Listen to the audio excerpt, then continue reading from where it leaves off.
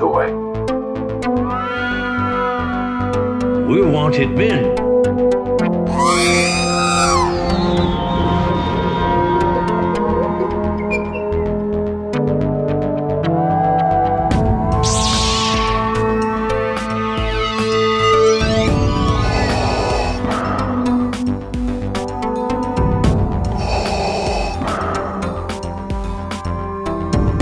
I have spoken.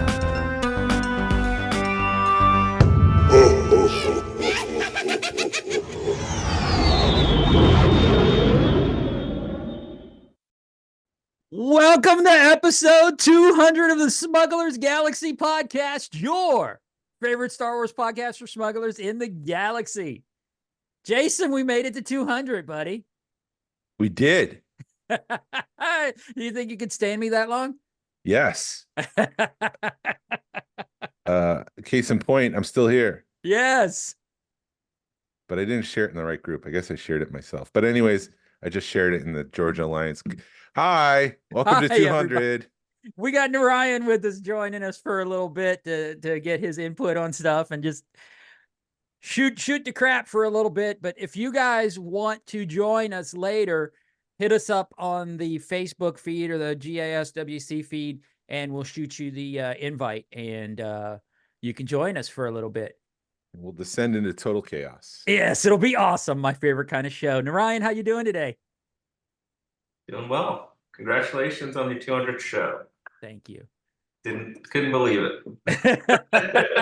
We can't either. We're like, wow, people actually like listening to us. Yeah.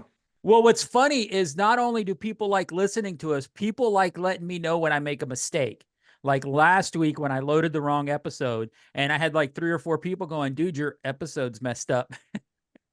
So I was waiting to tell you this on the podcast. You had your first negative comment on YouTube. Uh-oh. And it was completely, it's just ridiculous because it was the episode about Jenny Nicholson's video where she breaks down the Galactic Star Cruiser. Uh-huh. And it took me a minute to figure out what he was trying to say, because he's like 15 minutes in and I'm leaving this show. Someone didn't do their due diligence. And I'm like, this guy's just upset because Glenn didn't watch the whole 4-hour video. And that's what his complaint was. It wasn't that I was like, because I filled you in and then we talked about it. But that was the sticking point, was the fact that you didn't sit and watch the 4-hour video. I'm like, okay, guy, there's no.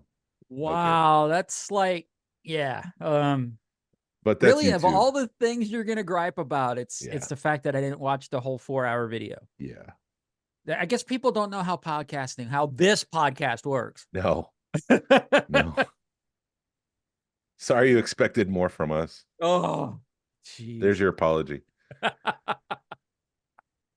But speaking of that video real quick, Disney did try to slap a copyright on her video to demonetize it because she used clips from like promo ads, and Gaia sings in the middle of the ad, which is kind of awkward. Uh-huh. And she points that out, and Disney tried to slap a copyright. That's our music. You can't get any of that money. And they lost that copyright claim, but they still tied her money up for about 2 to 3 months. So she has no idea how much money she's making off of 8 million views in like 2 weeks. And Disney, being Disney, is trying to bully her into like, you better say good things or we're going to demonetize you. Okay. And then we still are planning Disney trips. Yeah, see you next summer. We'll be there next year. Oh my God. But I think that's corporate America, man. I mean, it sucks. I don't know why they would do that. I mean, I guess I understand they're trying to do the control the negative spin on things, but I mean, the little bit I saw, and with it being a 4-hour video, or is it 3 hour, whatever. It's 4. I don't want to upset the YouTubers. It's 4. It's 4-hour video. It definitely, she did her homework, and the little bit I saw, the 20, 30 minutes I saw, it was very well produced, and I've heard nothing but good things from her, from well-known podcasters. Yeah. Honestly, they should hire her. Given They the probably amount of should. research she did. Well, Disney did do this to LA Times, but there's a difference between blacklisting the LA Times and blacklisting one YouTuber giving a thoughtful critique of your company. Yeah. But anyways, I mean, they could learn a lot. they could improve for the better, and everybody would be more willing to give them more money because they don't feel like they're being cheated. But Disney just wants to do what's best for them. Freaking Disney. And the sail barge, the bar has funded. Saw that. Yay. I know Narayan's happy. He'll But I'm have a little- another version of it. Yeah. I'm a little worried that we might not even get Greedo, because normally at this point the curve in purchases like skyrockets, and it plateaued for a day. So I'm like, at least maybe Greedo at this point, maybe. What are 8,900. 8,900? Ouch. Yeah. A little over. Just a little over, and 3 days left. yep. 2 days, right? 2 days. Monday's it. So by the time you're listening to this, everybody already know what it funded at. They'll know, unless you're watching live right now on Facebook. Right. Oh, I Then you forgot don't we're know. live on Facebook. Narayan, But- did you back it, Narayan? I did. Okay. You get the regular or deluxe? What do you think? The deluxe. Narayan got 3 of the deluxe. Just one, Just one. but maybe I'll back another, but we'll see. I was just thinking, it's not actually, even with the deluxe, it's not actually fully complete. If you probably need 2 more booths. So anyway. Well, But it I depends would on. be getting in for another set of carded figures. Well, the figures are the main attraction, but I guess it depends on which version of the cantina you're referencing, because I think in canon it's supposed to be 2 and then the one angled one, but when they shot it, there was actually like 3 on the sides. Yeah, well, I mean, and as far as a set goes, it's accurate to the Elstree set. Right. But there are, if you really look at it in the movie, and again, there's no the cantina scene was actually shot in 2 different locations, Right. with multiple, a single booth shot multiple times with different characters in the reshoots. So you could have any number of booths, but I kind of think of it as having 2 back booths as well, just to accommodate all the characters that we see in the movie scene. But I mean, you can do it with whatever with you want. So, but for my version, to match the one I have, it would need 2 more booths. I just learned that the same booth that they shot the Cantina Band in is the same booth they shot Luke and Greedo's reshoots for because they just built one stand, or one alcove for the Correct. reshoots, and they just reused that for different scenes, and it's the same actually from the movie. Pick Well, it's anything up like- this week? Yeah. Sorry. Well, it's like with the X-Wing. They used one X-Wing for everything. So it doesn't surprise me. But yes, I picked up a little bit of stuff. My mother-in-law gave my wife, she bought this Yoda pot, this like little mini, I guess with a fake plant in it. You took 2 pots, put them upside down, and they painted it up like Yoda with a little fake plant in it. And she's like, here. So she bought me that, which it's cute. I'm not going to deny something cute to throw on my TV or whatever. But I picked up my Ezra figure. The TVC Ezra figure came in a couple of days ago, and the figure looks great. It's just basically the downsized version of the 6-inch figure. But the card, the art on the card, I think just looks horrible because it's a hologram and it's not a very good picture. So thankfully, I'm going to be opening it. Amazon actually sent me a really good card. I was surprised because they had put some other stuff in the packaging with it, but the card looks great. And yeah, I picked up a couple of Hot Wheels. They did some Hot Wheels cars with characters in them, and I wasn't going to pick up. I saw the Hera, and I was like, oh look, there's Hera, and then I looked, and she's driving the Ghost, so I had to buy it because if it has the Ghost on it, I got to buy it. And I picked up the one with Boba Fett because he's driving the Slave One. And then I went and they little tech decks. They made the Hot Wheels version of Tech Decks made a hoverboard. So I had to pick that up too. I finally found one, which was nice because the packaging was so much different than the other Tech Decks. It was pink, and you're able to see it from a mile away. But that's all I have right now. Still hunting for the Sabine TIE Fighter for those that care. Yeah, it's out there. It's out there somewhere. I'm starting, you're seeing more and more, but it feels like you're just a minute too late. And I did get recognized at a Ross the other day. I walked into one Ross and the manager was like, "Hey, you were in my Ross looking for Star Wars stuff, right?" I was like, "Yeah, still looking for that one." Did he find it for you? Tell him that you could be one of my little elves out there searching for the Sabine TIE Fighter. Let me know if you get it. I've been real tempted to hand people cards. Should have taken the opportunity to leave a little forwarding. Yeah, I've been real tempted to be like, dude, I'll give you like, if you find one, here's my number. I'll give you like $30 and still buy the thing. So, but I guess I need to give him 50. Yeah. Because you said you'd be willing to spend 50. Yeah, you're right. I am willing to spend 50 on it just to stop the madness. Stop the insanity. Well, they're dropping on eBay. So I think they're under 100 now. I think they're like some of them are. My wife is seeing them for like $100. Some of them, I think the lowest she's seen has been around 80, 85. But I saw one sell, I think, for 80. But yeah, it was already sold apparently. But I bet it will hit 50. It's crazy. Yeah. It's crazy that they're all just flooding the market and the whole market is crashing. And it's like this should have been Target months ago, but Target doesn't restock. And right. Well, it just goes to prove the theory that one of our friends had, that they had a pallet of them sitting somewhere and they got lost. And now all of a sudden they found them and they're flooding the market. Either they got lost or no store ordered them. And right. They were just stuck in a warehouse. Right. That's because they overshipped Series 1. Yeah. In fact, which I mean, have you guys ever seen a TIE bomber on the shelf? Which is not even a chase or a rare, and it feels like it's rarer than any of those. I'm trying to think, because it looks a lot like Vader, and I know I've seen Vader's TIE.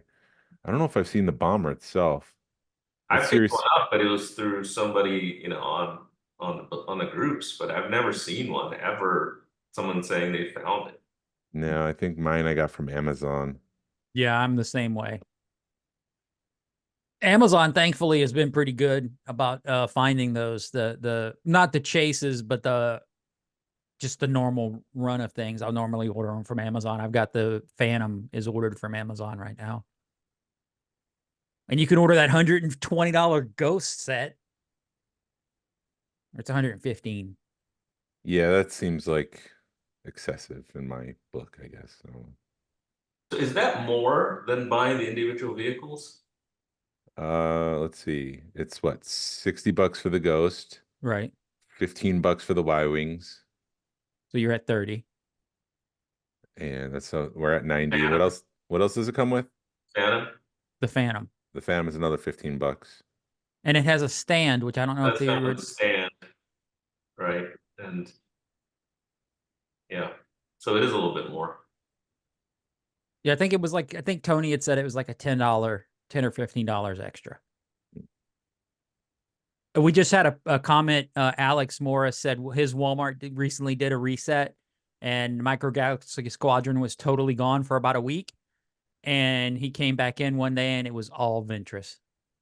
That was a bad move to lead with that vehicle in the line, I guess. Well, I mean, when we talked to Max was like, "This is my favorite vehicle, so of course it's going to be part of the line." I'm like, "Well, that's a shelf warmer." Right. Good job, buddy. I did pick up an ITT Micro Galaxy vehicle. It was $5 at Walmart, so now I have one boxed. And then I did get the Vintage Collection Leia, R2D2, and Zeb, the deluxe Zeb. Yeah, my Zeb should be here any day now. But I just realized I need to buy another one so I can open it and go with the Ghost. Yes. Ryan, have you picked anything up this week? A few things arrived in the mail. The only thing just picked up recently was that Royal Guard Interceptor in a trade, um, with a fellow member. Yep. But some of those custom mini mocks from the UK. Picked some of those up. I've been picking them up, but I just got a recent package that had like the Cantina aliens and the last of the first 12. So it makes for a nice little display that doesn't take up much space. You Um, said little. Little. Never, because they're little. Never mind. They're little, they're like mini, they're like action fleet size. They're like resin printed, right? Resin printed, they look like little vintage Yeah. figures. And I don't know who's painting these things, but they're getting an incredible amount of detail in them. And what's nice is they're kind of making some of the early accessories as well. Like they made like the stand that came with the early bird certificate. They're gonna make like the Sears Cantina set stand. I think they even made like a little Dianoga. It's all repro. Yeah, all retro, but it's very cute looking, and it's again, it doesn't take up much space. One of my favorites is they made like a little early bird mailer set, and they even had my name printed on the little label. Oh, that's nice. Kind of neat. And I think they're gonna even make some like custom GW acrylic cases to fit some of these in. Oh, wow. I think they made one for the FET mailer, which I also got recently. So it's kind of a cute little FET mini mailer. So I wonder if they're going to adjust the size of the acrylic at all, because it's going to feel boxy and it's not going to feel authentic if they don't reduce the size, the thickness of the acrylic. I don't know. I mean, I think they're kind of using, I don't know if they're custom made cases or how they're making them, but I guess they're making some carded cases too, which I think GW Acrylic made for them. So obviously these are pretty popular, and GW Acrylic's making a special case just for those. So I've been thinking about leaving that group because they keep tagging everyone. yeah, Those are the worst. They tag every other day. It seems like, hey, add everyone. Here's a new drop. And I'm, come on, man, stop. Yeah, I'm in several groups that do that. Thankfully, you can see when you see the notification, it'll say they tagged you and other people in a post, so you don't even have to waste your time looking at it. Yeah. but yeah, I also received the Night Trooper set, the multi-pack from Oh, yeah. Pulse. That's pretty cool. I like that. I know it's not really an army builder because it's got Enoch in there too, but it's still pretty cool looking. Did you feel like they were too clean, the Um, stormtroopers? I didn't mind. It was okay. I can't remember if they looked super clean in the show. They were I guess dirtied. They had, I mean, the nice. It did have the nice effect of that kind of. I forget what the Japanese term is for kind of repairing the pottery, Yep. but I don't know. I thought it had a nice detail to it, so I'm happy with them.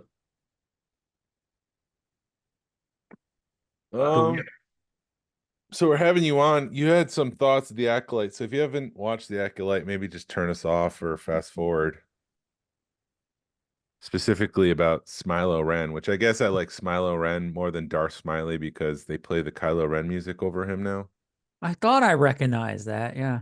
And my only hesitation about that is Kylo Ren wasn't a Sith. So if they're using this and they're making a comparison to Kylo Ren, is this guy not Sith? I think the showrunner did confirm that was on purpose, Right. and that I guess she's alluding to that this is the first Knight of Ren or the Ren or Ren, whoever that is. I haven't read any of the comics on the backstory for those guys, but Soul wouldn't be his dad, would it? it's interesting thought. No, I mean, I don't know. I'm still kind of confused as to what Soul's role is going to be here, and why he says he looked familiar but didn't recognize him. So I'm still suspecting he's, Vernestra, Master Vernestra's Padawan. It's a good thought. That's what I liked it when you thought about that, when you mentioned that. I thought that was a good Well, possibility. especially the light when they showed the light whip, and they also showed a scar on the same episode, and I'm like, that looks like a whiplash scar. It's back. Yeah. Doesn't make that like, make the most sense now. Why? If that's true, then they obviously had a falling out, and she knows something, and it's clear that she's trying to cover things up, or keep things on the down low. And I even thought the last episode was kind of a funny ending, and you wonder whether Saul is going to get blamed for something, or he's going to get framed, or this whole thing is going to be covered up. And I'm not sure why he felt he needed to leave that area for some reason, unless he thought May was going to give him away. He just realized at that moment that was May, and then he's like, well, there's maybe some things I need to clean up first.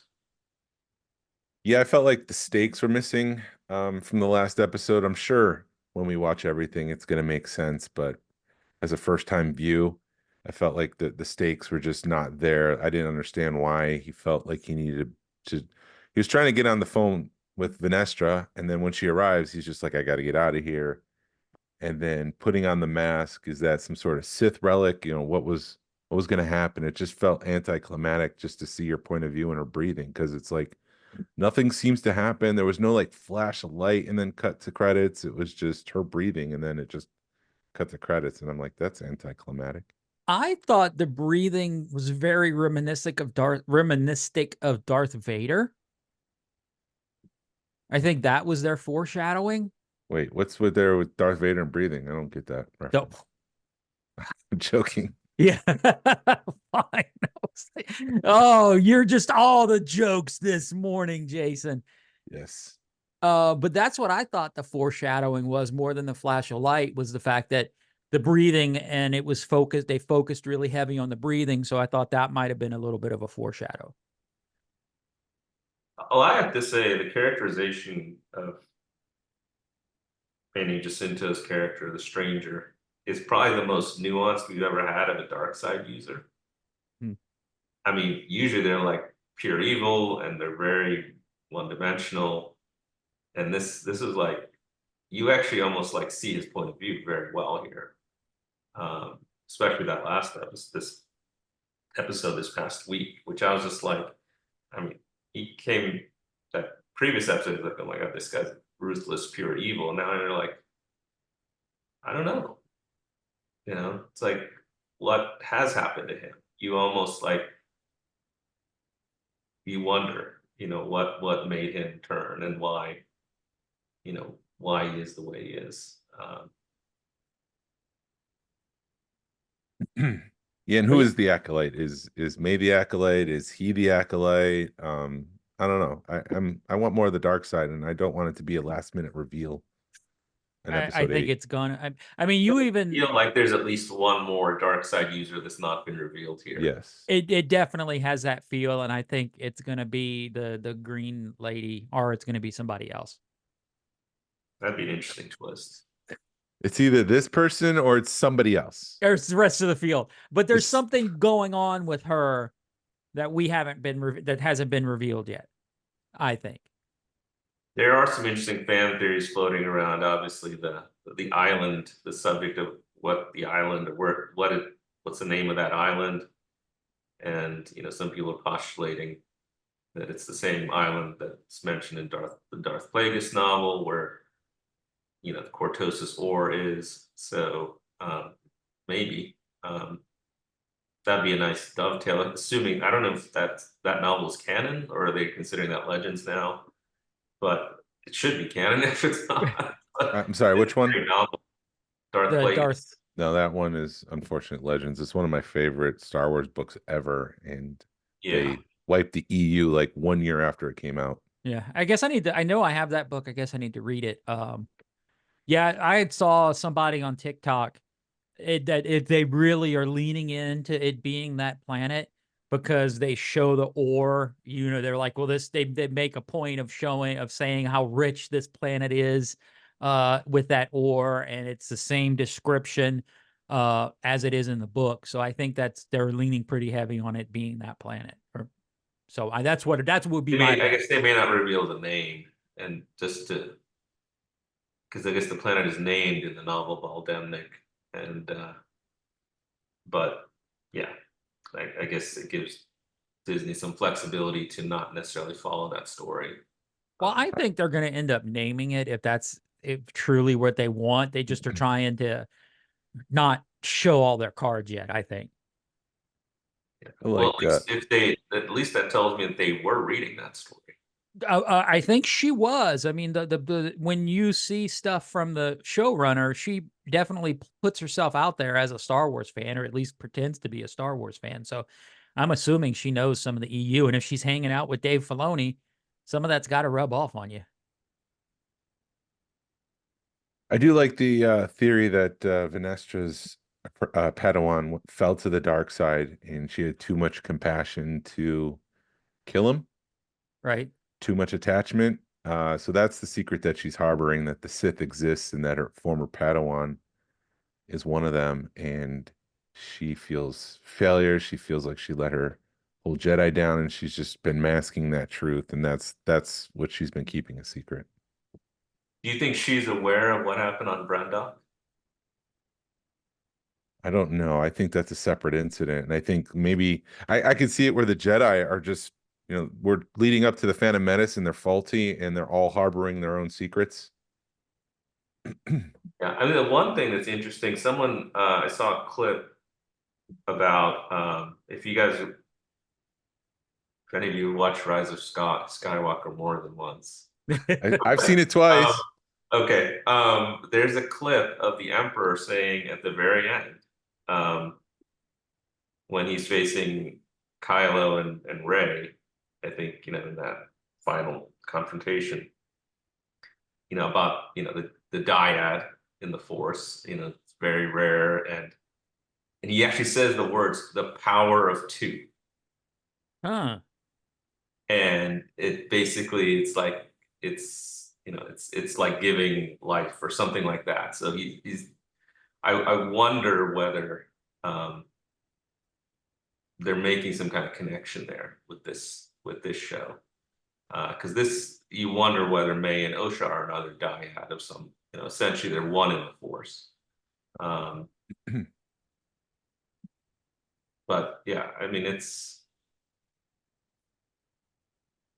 interesting concept to explore, but and I guess I've already heard rumors that they were planning a second season of this.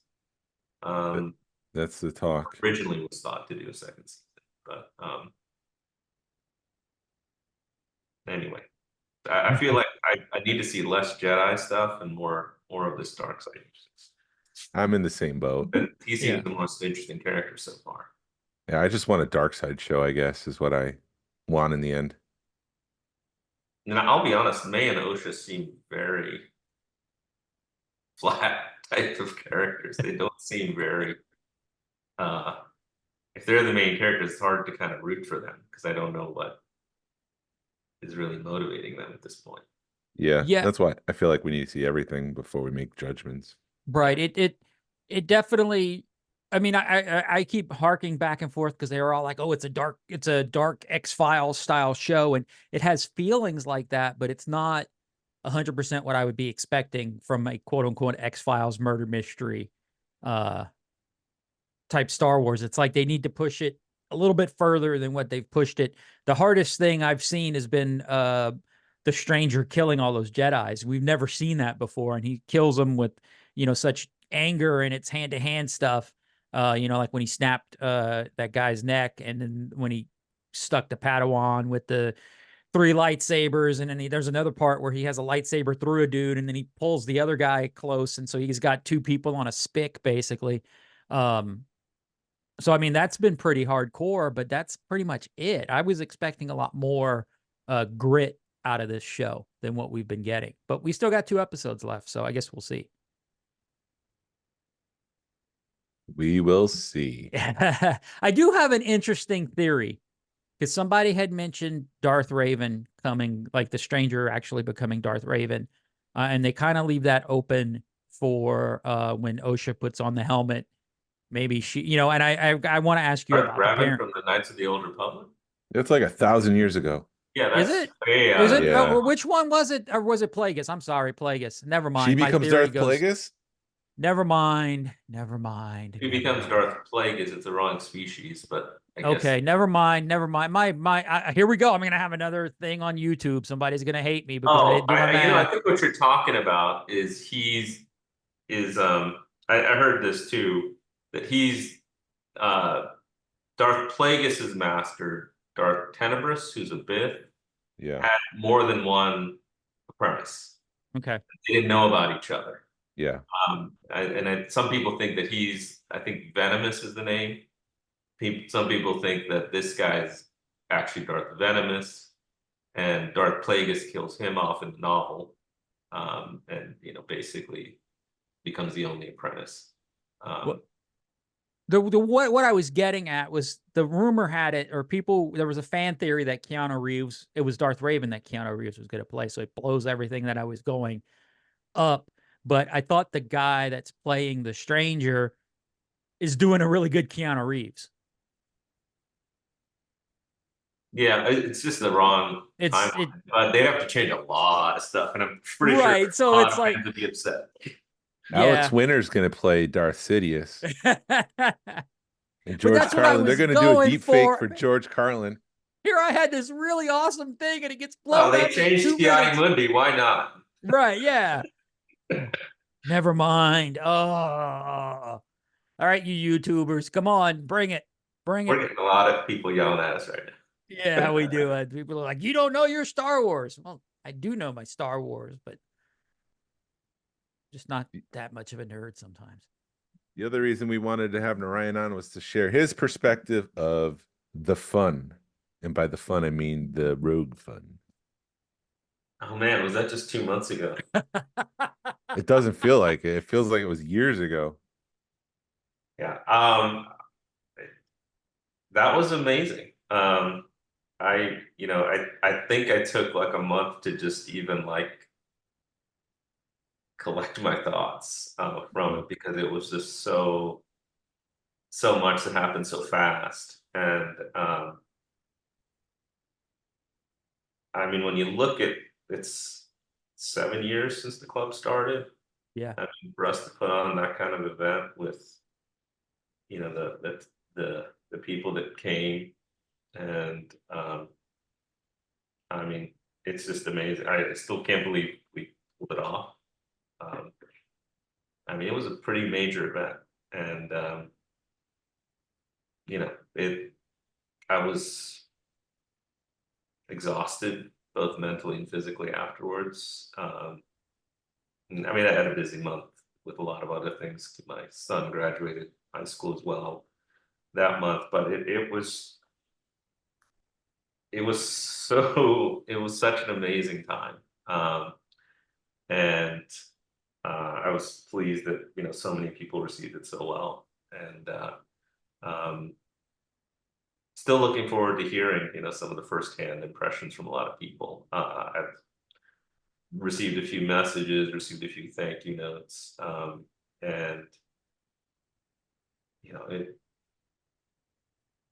it is kind of a dream come true, I think, for the club. So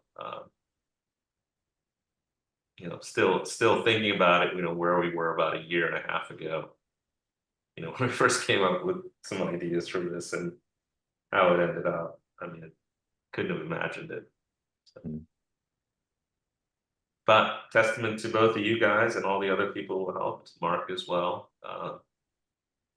So it was, it came together incredibly well.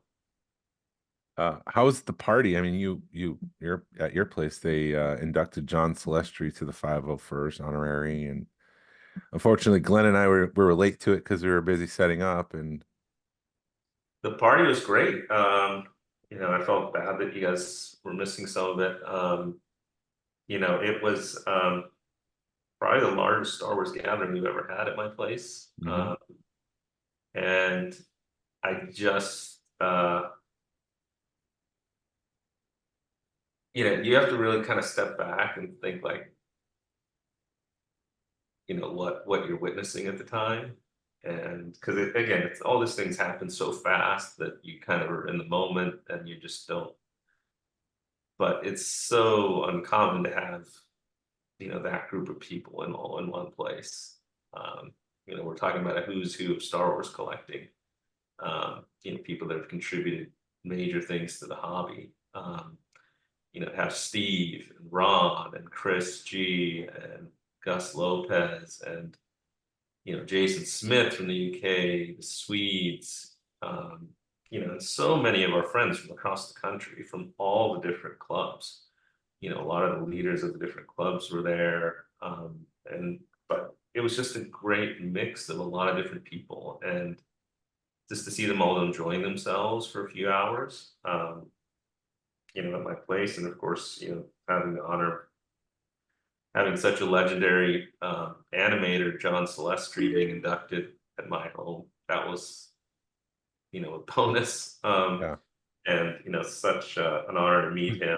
And again, it not something that I would have ever expected, as a collector to be able to host anything like that. And so I just feel very blessed and privileged that honored that actually happened.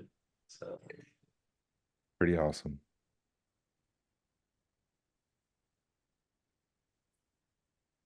Cricket. You got anything, Glenn?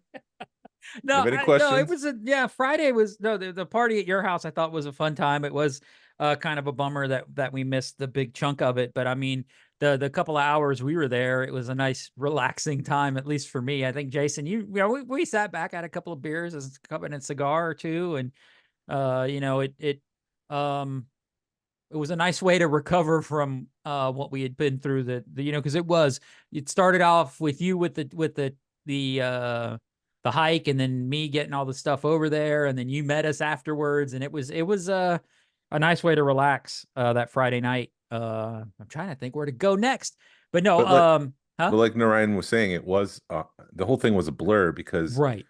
2 weeks ago you had mentioned Waffle House, and I completely forgot that I was up until 3 a.m. at Waffle House. Well, That's the same night of the event. Right. Well, that's not as bad as talking to people. I mean, I talked to, like I said last week, I talked to Jesse at Joe Fest, and we're like, it was great seeing you at Rogue Fun. I went, oh yeah, you guys were there.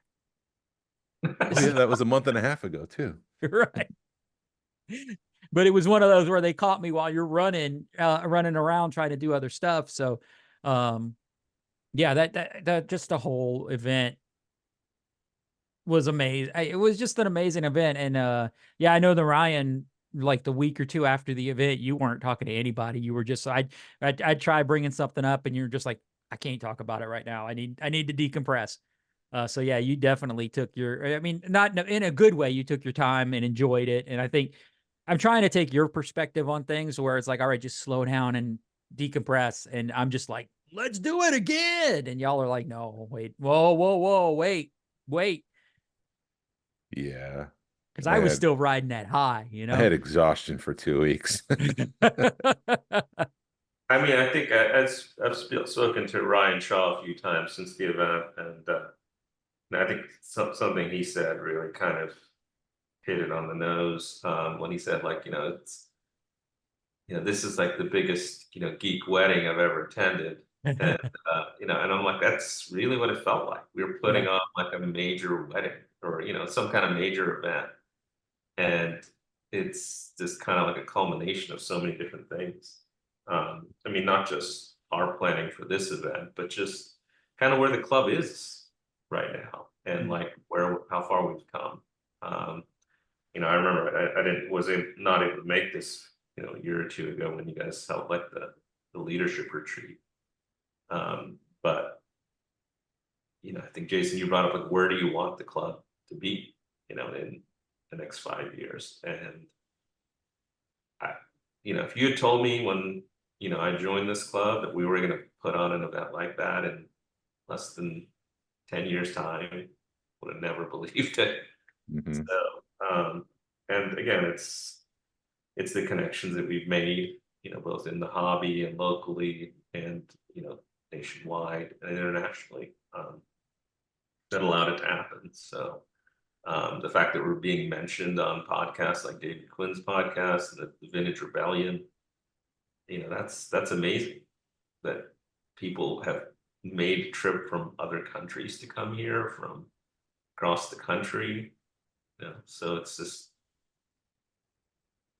it's very, it's still find it hard to believe. But it's not like it's been building for many years for us to get to this point. So Pretty special.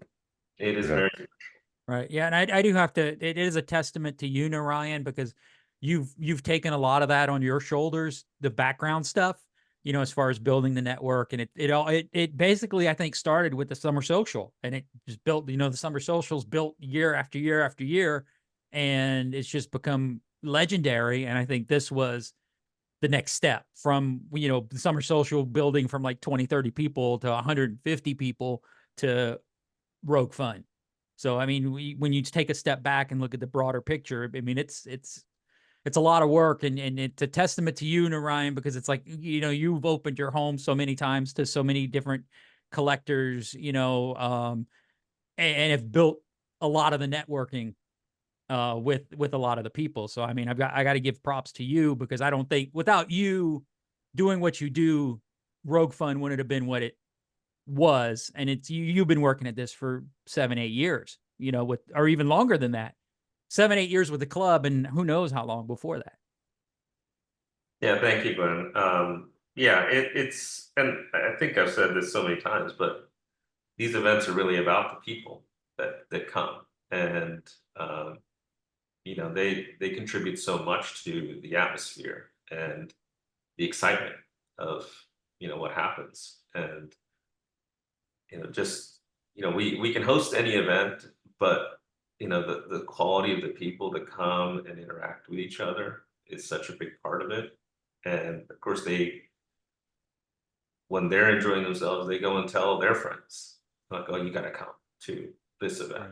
You got to come to Georgia, or something. So that's been something that yeah, well, I'd be happy to take all the credit, but it's also, I think, that word of mouth that spreads, from person to person, having a good time and enjoying themselves. They're telling their friends, and so many. And what was amazing to me is how many people came for the first time to Georgia.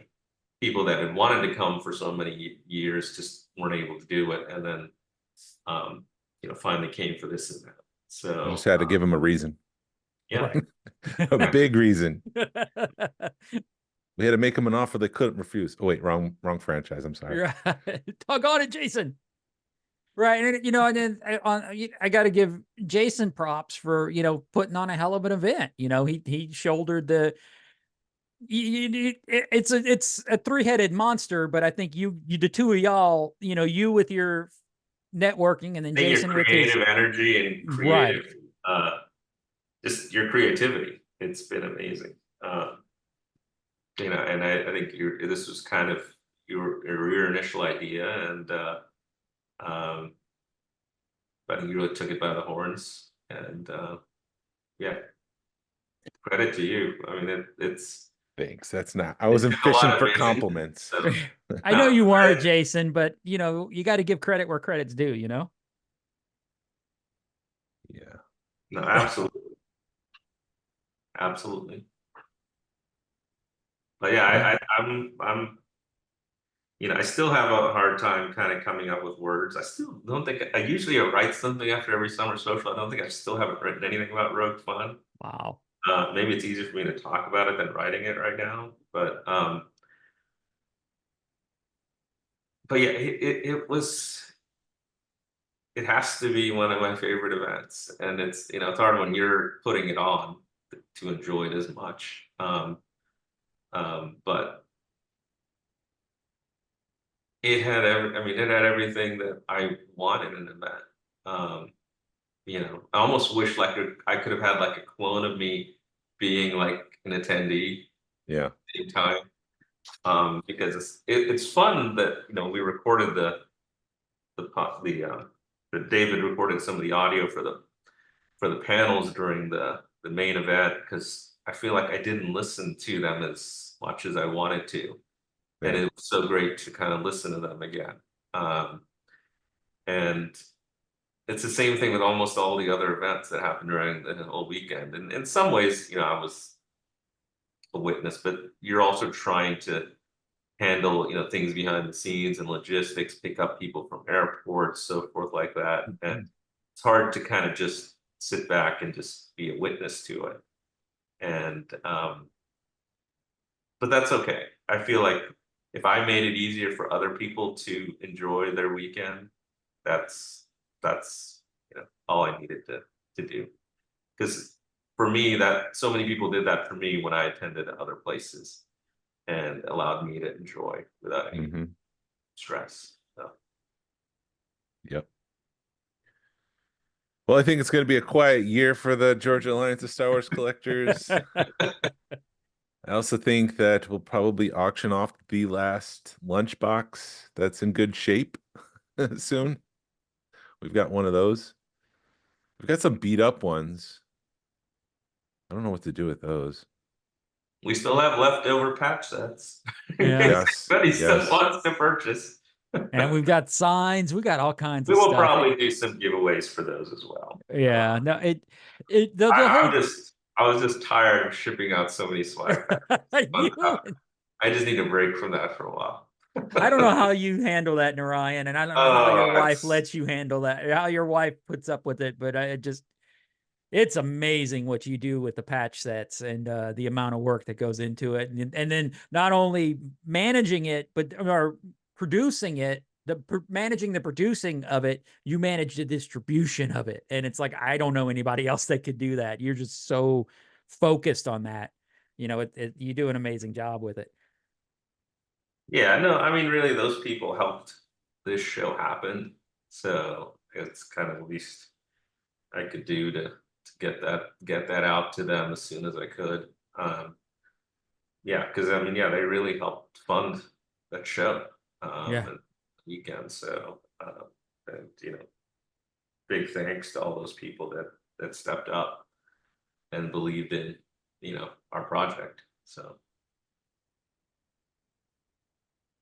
With that, Glenn, do you want to descend into chaos? Is there anybody who wants to join us on this podcast? Does anybody want to join us? We only have like 4 people watching, at least on the Smugglers Galaxy feed. So if anybody wants to join us, let us know. Maybe you should have announced that it was the 200 show. We should have, but there's always the chance that things don't go as planned and we don't end up recording in the morning. Things happen. Yeah. Yeah. Well, I think it's been kind of a low key month, to be honest with you. I don't know. I think especially with the July 4th. Yeah. It was very quiet July 4th. I mean, even the HasLab, I expected it to cross the finish line and get funded on the 4th, and it didn't. It was the next day. It just seemed like nobody was online on the 4th. Everybody was out celebrating and having a good time. Sam may come on. Hold on. Probably a good thing people are enjoying. Not being online. Well, after 2020, I think people are more inclined to get out and get away from their computers and TVs and enjoy the fresh air. Unfortunately, it seemed like it was very hot that day. I felt like there was a lot fewer people out during the day. A lot of people I think came out for fireworks, but well, it's like during the day there was a lot of people seeking shelter indoors. I think they canceled the Peachtree Road race for the first time. Because the heat? Yeah. Oh, that's why Glenn calls it Hotlanta. Yes. Freaking Hotlanta. You're not allowed to call that, sir. Why do buffalo why can you never find buffalo hiding in trees? I'm gonna let you say it. I'm not gonna ruin it for you. Oh, you already know it? You said it on 4th of July. I already said, oh, that's right. Because they're good at it. Because they're good at it. Hold on, let me do another dad joke. Hold on. Here's our book of dad jokes. I sent Sam a link. I don't know if he'll join or not, but Sam, if you want to join, I sent you a PM with the link. So here we go. We're going to do a dad joke. Oh, hold on. That's some I've done already. That's some I've done already. Here we go. Yeah, we've done those. Why do droids go on vacation? I don't know. To recharge their batteries. That's the joke. Yes. Why do people living in Greece hate waking up at dawn? Why? Because dawn is tough on Greece. That's so horrible. All right. So while we're waiting on Sam, here comes another one. What is a mouse droid's favorite game? Is it like cat and mice or something? Hide and squeak. Okay. And then one more. Huh? Okay. What do droids say to cheer each other on? I have no clue. I got to make sure I say you conduct or you can do it. Duct it. I don't know. I'm saying it wrong. Either way, it doesn't work. Hi, Sam. doesn't How's it work. going? Hi, Sam. How you doing, buddy? Hey, I'm Hey, good. Sam. Hey, you guys can hear me all right? Yeah. How was Walt Disney World? Oh, it was awesome. Congratulations on number 200. Thanks. I think I heard probably from around episode 9 forward or so. I don't know. But it was Awesome. early Well, on. then you're on the same page as Jason. Yeah, you know what? Now that I think about it, it was about the time Jason was joining because I can remember driving in the car and like hit the microphone that he had was like awful and he kept Yes. cutting it out. And I was like Yes. yelling, get a microphone. So you've come a long way, and I think Yeah. so. But yeah, congratulations. No, yeah, just took a trip to Disney World. Was my first time at Galaxy's Edge, and had an incredible time. It was great. Did the lightsaber building, did the droid building. The droid building, we were on the fence on whether or not to build the droid or not. And we actually had more fun with that. Well, I shouldn't say more fun. It was surprising how much we enjoyed that. I mean, because Right. we had a great time doing the lightsaber too. But the droid building was surprisingly more fun than what we thought it would be. So, and now we get to chase our cats around with the little droids. So that's fun. Green milk, blue milk. Didn't try either of those. Oh. Drinking Ogas? It was hot. I had us a reservation at Oga's, and the people I was with, speaking of cats, the people I was with weren't really into it. So I didn't want to burn we were on the meal plan. I didn't want to burn a dining experience, for a few drinks or whatever. So I skipped Oga's.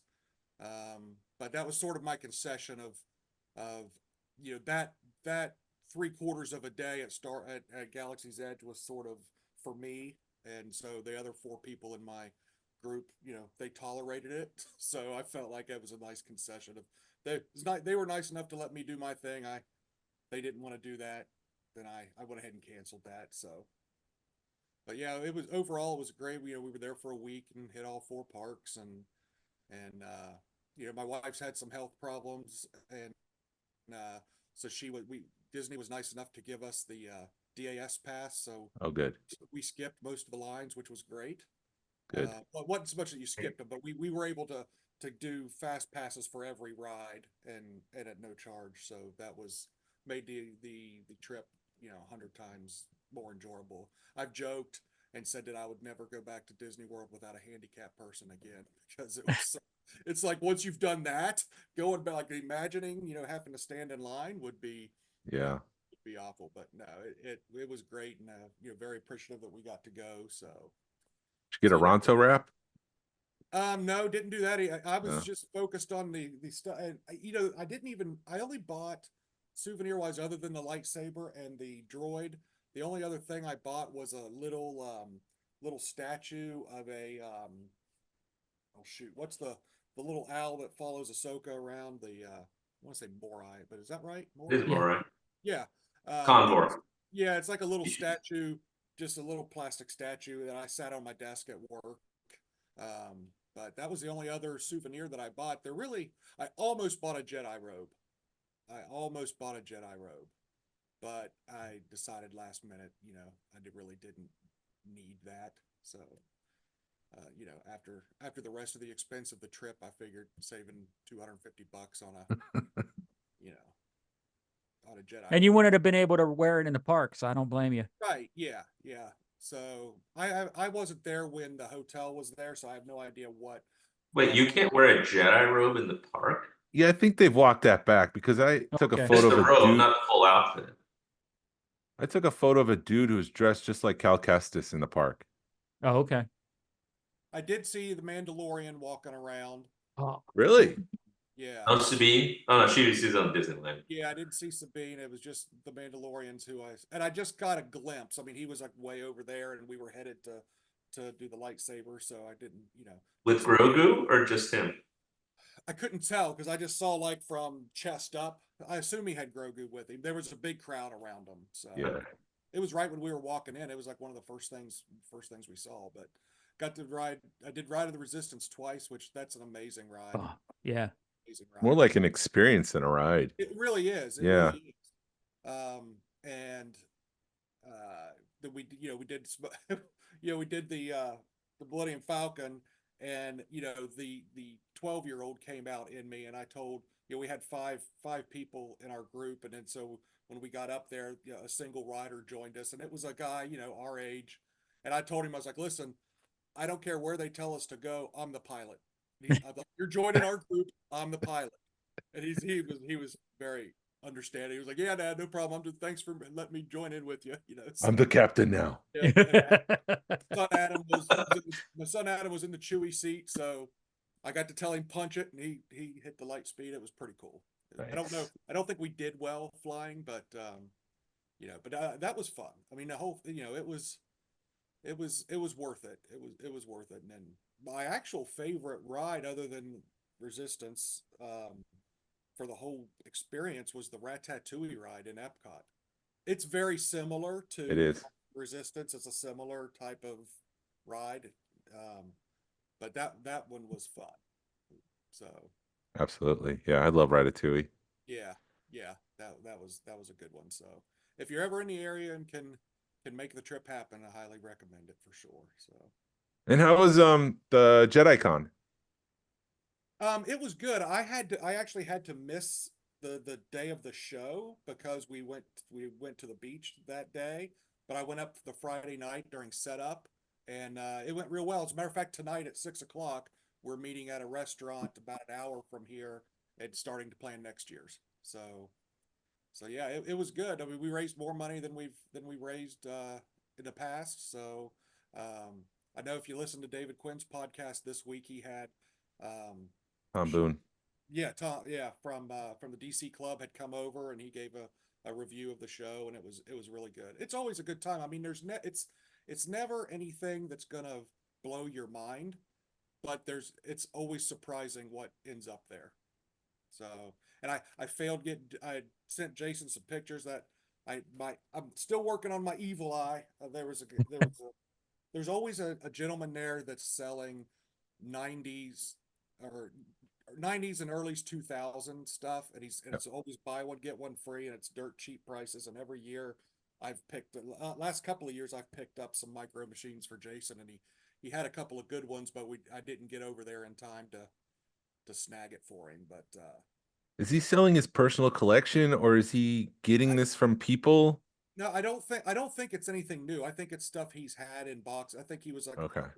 a hoarder guy or something. I mean, I'm Oh, not sure. okay. But he's had great stuff every year. He's nice as can be, and I think it's just stuff he's cleaning out, and that's what a lot of the there's no professional toy vendors that are there. It's all kind of hobbyist who's just brings tubs with their extra stuff and moving that. So there's always someone there that has some cool autographs. There was a little bit of vintage. There's a lot of modern, and then we've got the clubs that come around that do the lightsaber training. They're always there. There's usually half a dozen or so people from the 501st walking around. So Yeah, it's a lot of fun. It's a smaller show, and because it's always for 20 years almost. It's been on Father's Day weekend, so there's sort of a tradition there. And the last 5 years or so, we've been kind of competing. About an hour and a half or 2 hours up the road in Youngstown, Ohio, there's one of the big Ohio shows is that same weekend every year. So that's where all the dealers are at, which is fine because like I said, our show is a really nice niche show, and yeah, we have a good time with it. So, but Yeah, I want to make it up there one weekend that'd be great. Love to have you sometime. Yeah, and it's close enough to where if you make it, if you make a few day trip out of it, you could run up to Pittsburgh and check out. There's a couple of really cool shops in Pittsburgh. You're close, a couple hours to Columbus. So that's the nice, you hear West Virginia and you think it's in the middle of nowhere, but where I live, I'm 2 hours Columbus, 3 hours Cincinnati, 2.5 Cleveland, 2.5 Pittsburgh. So I can get, anywhere I need to get in a couple of hours. So Right. yeah. Yep. So, Very cool. I bought my, I've only bought one vintage toy this year, and it was, I'm working on my graded loose run of 85 or better, and I picked up a Luke X-Wing, which is hard to find, in a nice grade. But I'm getting to that point in the toy collection where there's just a few things I'm looking for. So going to shows and cons and events is more of a social thing now than it is, a collection. If I might pick up one thing, but it's not like, 4 or 5 years ago where I was, picking up a, basket full of stuff every time I went somewhere. So, which is, it's a fun, it's still, it's actually more enjoyable than when you're stressed out hunting things all the time. So Sam, are you buying these figures already graded? They're not. Well, You're not buying them and then sending them to grade. I'm down to like the last 5 figures I need, and so I'm just buying them graded already. But I would say, with some variants that I probably have 100 or so figures. I've probably graded 85, 90 of the 100 figures, so myself, and I did well, because I started collecting 10 or 12 years ago. So and when I graded most of mine, it was when they were $35 to grade, not 75 like they are now. So, I timed it well.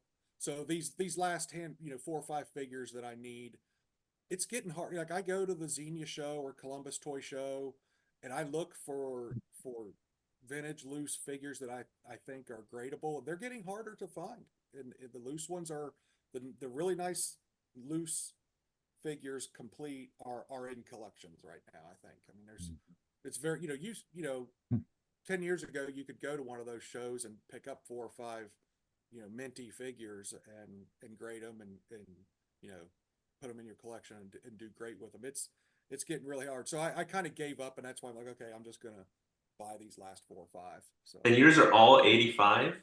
85, 85? except my blue snag is an 80, but I'm okay with that. Yeah, I was gonna say getting an 85, that's pretty hard. I don't know how many you'd have to submit before you definitely get that grade sometimes because Yeah, and I'm pretty. I mean, I probably of the 100 or so, probably there's only been 10 or 12 that I've come back at a 80, or I've got a couple 75s. But I just sell those, kind of recoup some of my money, and then try again. So,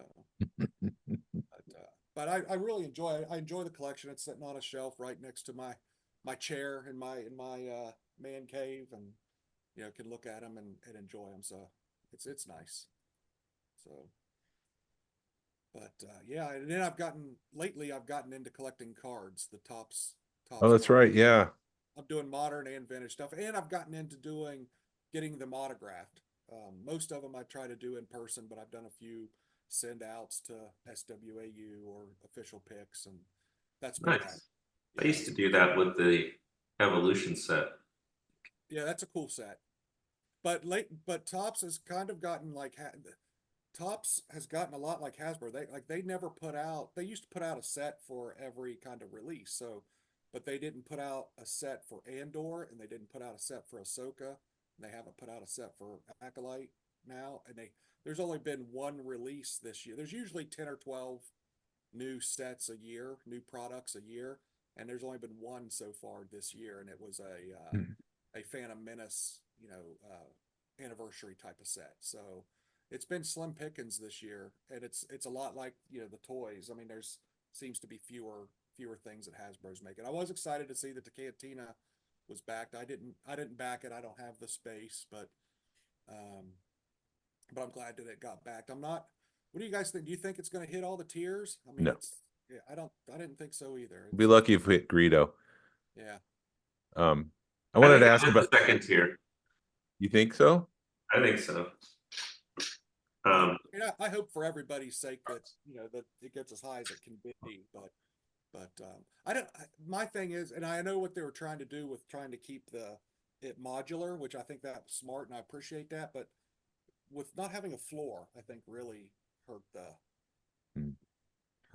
I think it can't be modular if you give it a floor. Yeah, I I don't know think how. that pretty much restricts you to having it displayed only one way.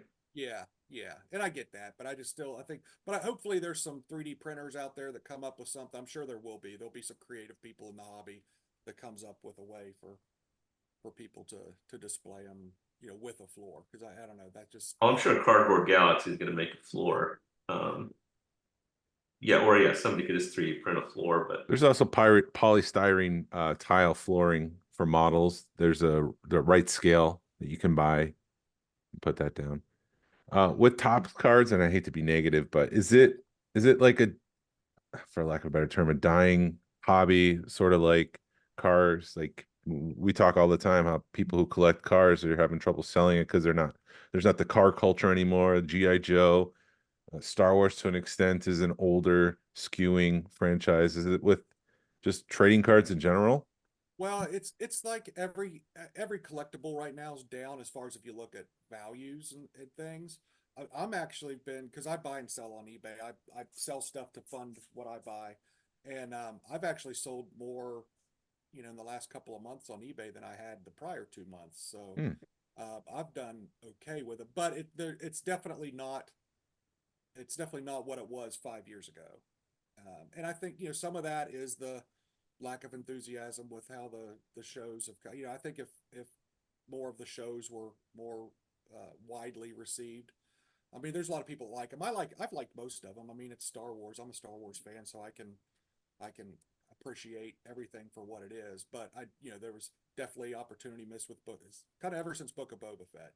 There was opportunity missed with Book of Boba Fett, opportunity missed with Ahsoka. The Acolyte has been okay. I'm curious to see where it goes. But I don't know.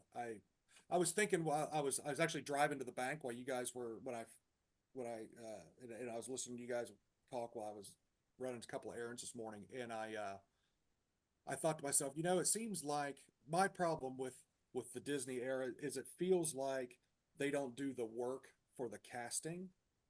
It like instead of for the Star Wars movies, it seems like they do casting calls, and they you hear stories of they like for Jake Lloyd, they saw 1,000 different kids and narrowed it down, slowly, a slow process and narrow it down and before they find the right person. And I feel like a lot of the casting now is done like at parties and not done by seeing auditions and stuff. So I feel like that's part of the issue.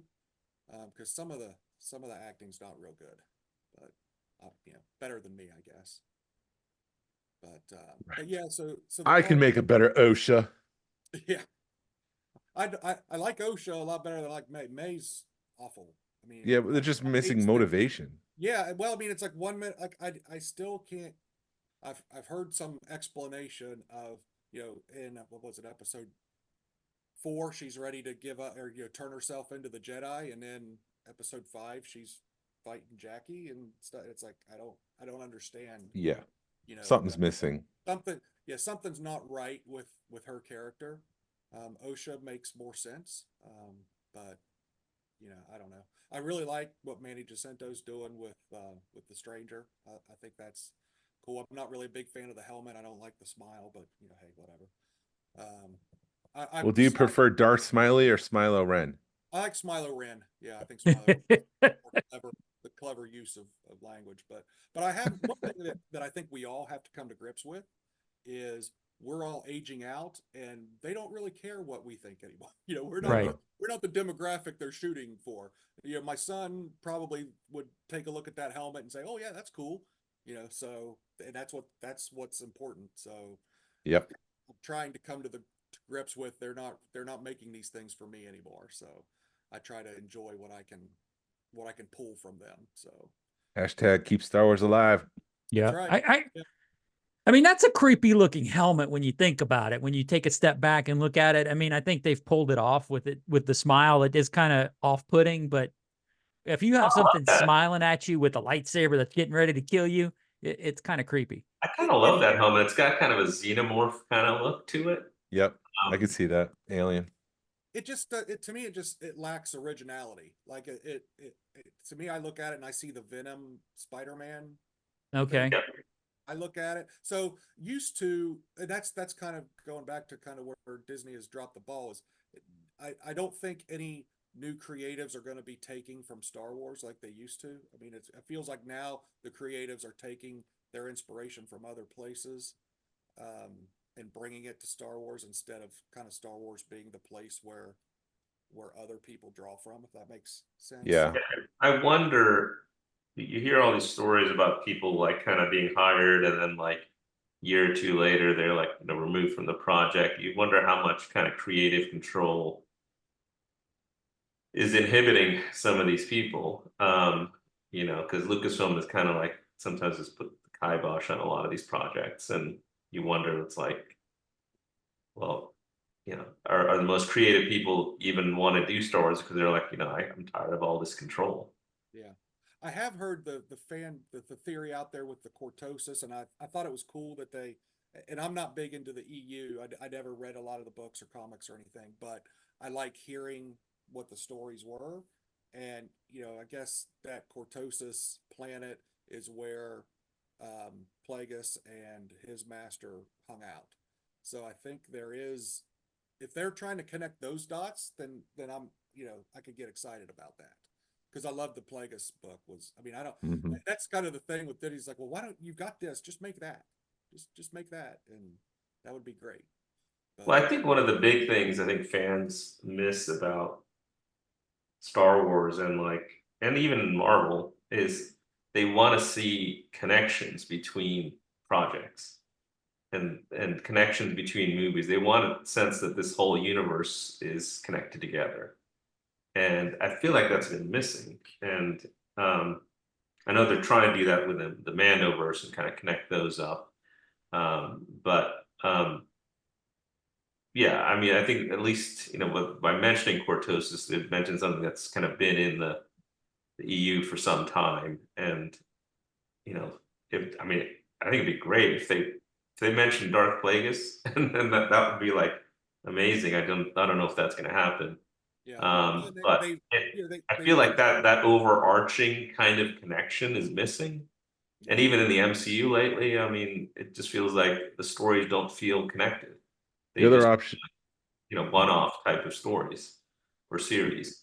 the other option is because they play the Kylo Ren music that he's actually the Stranger's a Knight of Ren, or he is Ren, which means we're going to be looking for Stimpy soon. The Acolyte. That's right. What is it, man? I was mentioning something and I never got to go back to it, but you had mentioned Family Trap or Parent Trap last week, Jason, and it does feel, once you explained it to me, I mean, do you feel, and it looks like they're kind of going that way, is your fear coming true? No, they dropped that real quick because they knew who they were. It wasn't okay. I'm pretending for 2 episodes to be the other twin. They dropped it real fast. And I mean, pretty sure the Stranger had the already Stranger pretty knew. much- Yeah. Okay. So it feels like they're going that way because now all of a sudden it feels like OSHA is going to be maybe Jedi and what was the other one? Yeah, but by the end of that episode, Saul knew that was not OSHA, that it was May. Right. Okay. So And I they guess- did. Okay. And I guess it might be an interesting reveal if the stranger was after Osha the entire time and was manipulating May to get to Osha because Osha's the former Jedi, and it'd be more attractive to persuade a Jedi to come to the dark side than it is just May. And it feels like he's doing a good job of that. Yeah.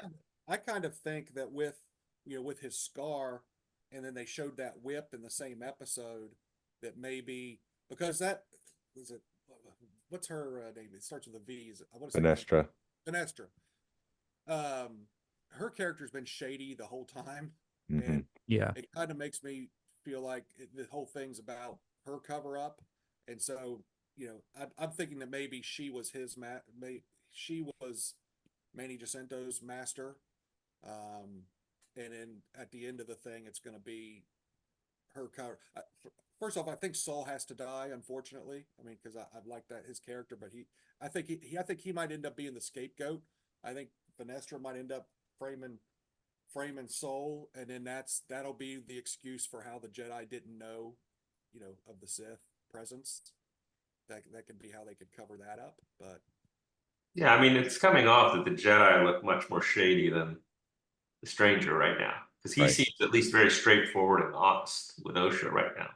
yeah, He may not be, but at least outward appearance, he seems like he's not, hiding anything. yeah, and that's where like I know, when we were kids, Star Wars was pretty cut and dry. It was swashbuckly. It was a serial based on Flash Gordon and all that kind of stuff, good versus bad. And now that we're older and we have more life experience, we're kind of interested in the kind of gray areas of all of these characters. But I part of me thinks it might be a mistake not continuing on as far as making this for kids and the future of the franchise and things like that, making it more about good guys and bad guys, cops and robbers, on adventures and things like that. So, I don't know what I think they almost need to have adult Star Wars and kid Star Wars, which you could say they kind of do with the cartoon, with the Jedi Adventures or whatever. But I think they need more than that. I'd like to, because for me, part of Star Wars is an escape. Like, I don't want my Star Wars to be realistic or complicated. I kind of want to tune out of the rest of the world when I'm watching it and when I'm playing with my toys and collecting my cards and stuff. So I don't want kind of real life brought into it. And that's Did you like Andor, Sam? I did after I was one of the people on the Facebook groups complaining at how slow it was. But it's definitely the highest quality Star Wars we've gotten in the Disney era. I'll say that. And I'm looking I forward feel like that is realistic Star Wars. Yes. It's about as realistic as you can get, and it's so far removed from the type of stuff that you would hear in the original trilogy. But yeah, So- I must feel like it comes down to good stories and good characters. No, it doesn't really matter what the story is, but if you write a good story and compelling characters, people will watch it. And Andor doesn't even necessarily have to be Star Wars. Because you really watch it, it's like you remove a few items, it's not Star Wars. Yeah, there's no Jedi. The Force hardly makes an appearance. But in the context, it's a very powerful story, and it's the actors are do very well with the scripts that they have. So Are you on mute, Sam? I just said I agree 100%. I think that's you couldn't put it a better way. Well, should we wrap up the 200th? We Seems can like do a that. Good stopping point. What, it's been an hour and a half. Yeah, we're pushing an hour and a half on this. I feel No like one we else? should have some confetti dropping or Hold on. Yeah. Hold on. There we go. nice. I don't think I can put sunglasses on, can I? Choose video. There's the sometime. confetti, Sam. Congratulations, guys. And I can say this, I'll speak for the rest of the audience. We appreciate what you guys do because, like I said, you guys are my Tuesday morning commute, and I appreciate it.